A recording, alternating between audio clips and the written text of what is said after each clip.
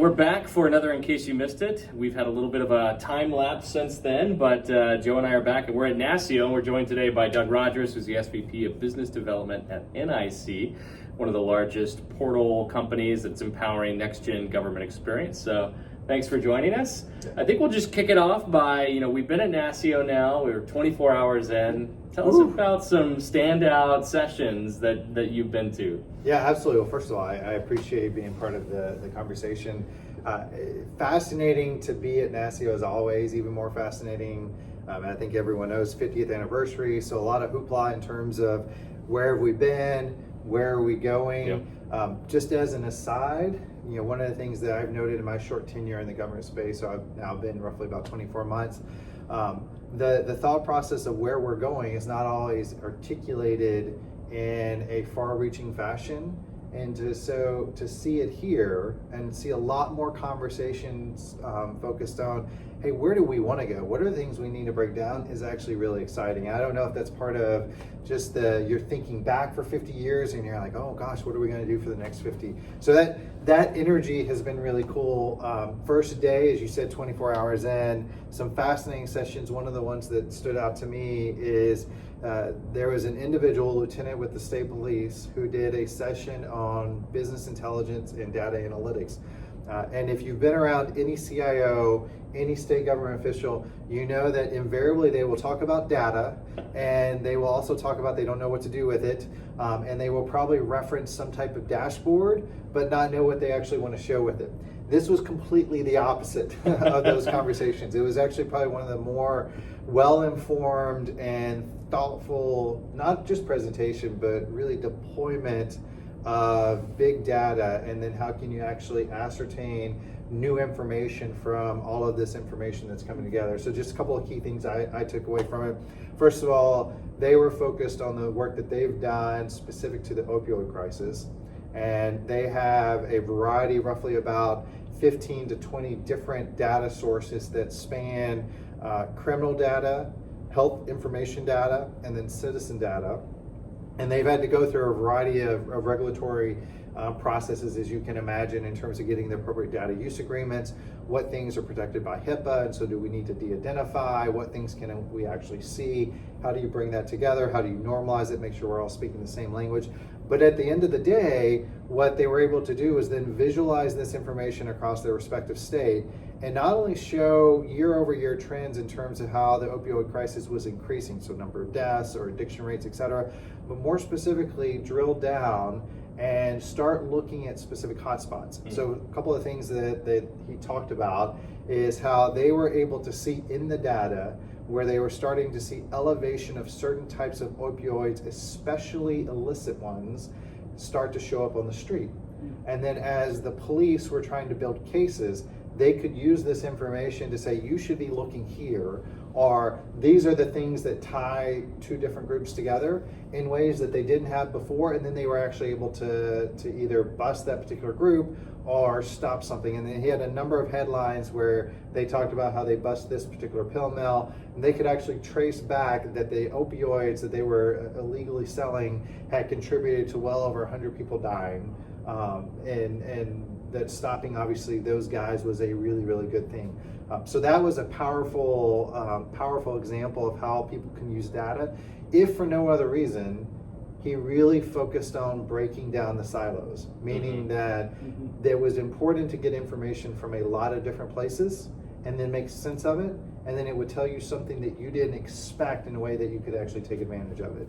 Well, tomorrow we actually have our session for the report that we did with NASCIO on artificial intelligence, and we're also going to look at some of those data-related challenges and how they contribute to the adoption or lack thereof of artificial intelligence. So yeah. I'm absolutely looking forward to it. I may or may not have tweeted that I think it's going to be the best session. Put the pressure on. Be there. That's right. So be there. But I think one of the interesting parts that I'm sure that y'all can speak to, or more broadly around the use of artificial intelligence, is in this session, the gentleman from New Jersey, he was talking about the success they had in bringing information from all these different places and putting it together, and then they learned something new. However, the identification of that new thing still required human beings to look at it and try to ascertain a trend.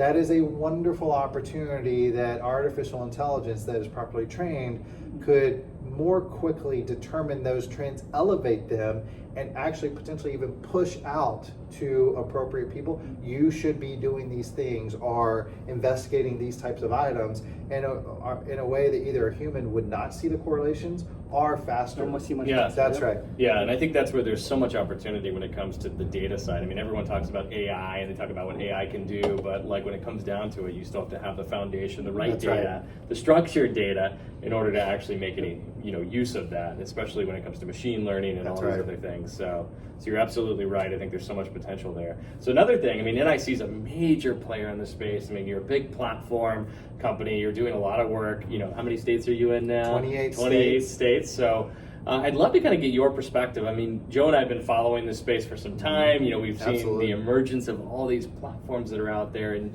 you being kind of the largest platform. What are you seeing? What is on your radar in the space? Yeah, absolutely. So first of all, we've joked separately over Twitter. I've coined this rise of the platforms, and I am not by any means misappropriating a trademark from Star Wars. So please.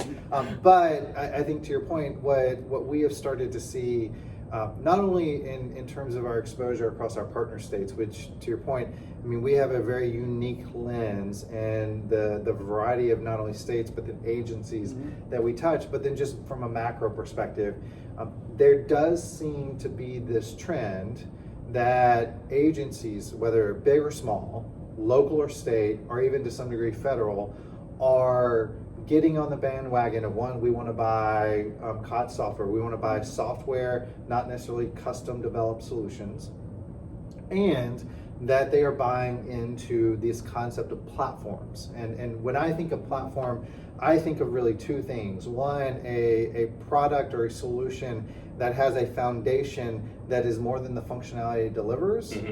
And then while it may provide a set of capabilities, has the ability to be extended, but still maintain inherent attributes of what that core foundation is. And so, I mean, you see some common examples. Salesforce, obviously, ServiceNow is one of those. Oracle has their own platform.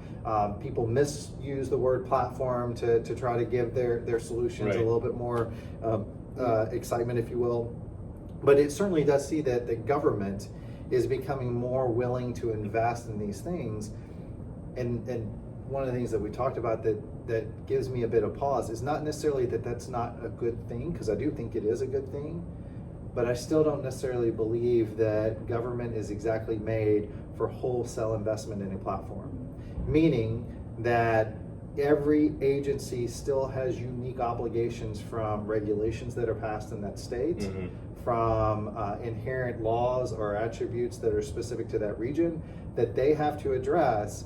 And there is a natural tension between these platforms that has a flexibility, but only to a certain degree, that you can't stretch them so far, and you still may need to stretch a little more for those particular agencies. So it's an interesting dynamic. Well, and I think too, we've talked about government coming to its app store moment. Yeah. This could That's right. certainly be that foundational piece that can enable that. And while our surveys indicate that we seem to be at a point where there's a high interest Yes. in Yeah. it, I think there's still some of those challenges that you've identified. Some of those, plus the vendor lock-in concerns. Yes. Yeah. Going all in on one vendor may slow down some of that. That's right. Yeah. Out of the gate. So just one thing I would throw out for consideration, and once again, I'm actually a big believer in the power of the concept of platform in the sense of it gives you something to build on. And one of the things that I hear as we go talk to our state partners, and as we talk to other states that we may not yet do business in, there are commonalities that they are looking to solve for. So a concept of who you are, identity, a concept of how you may move about and using intelligence to give you recommendations, a concept of how you pay. Those things are common, and I'm of the opinion, and we're encouraging and we're pointing to work that we've done in various states. Those things should be platformized, if you will. The extensions on top of that should not be locked into a particular vendor. Yeah. And I think there's a lot of power and flexibility in the sense that just because I provide a foundation doesn't mean that you should then be obligated to go use me for other things.